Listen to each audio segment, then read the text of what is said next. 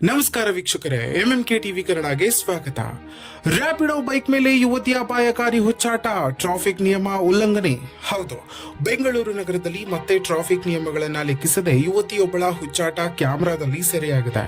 ಬನಶಂಕರಿ ಕಡೆಯಿಂದ ಬಿಟಿಎಂ ಕಡೆಗೆ ಸಾಗುತ್ತಿದ್ದ ಬೈಕ್ನಲ್ಲಿ ಹಿಂಬದಿ ಸೀಟ್ನಲ್ಲಿ ಕುಳಿತಿದ್ದ ಯುವತಿ ಹೆಲ್ಮೆಟ್ ಧರಿಸದೆ ಅಪಾಯಕಾರಿ ರೀತಿಯಲ್ಲಿ ವರ್ತಿಸಿರುವುದು ಕಂಡುಬಂದಿದೆ.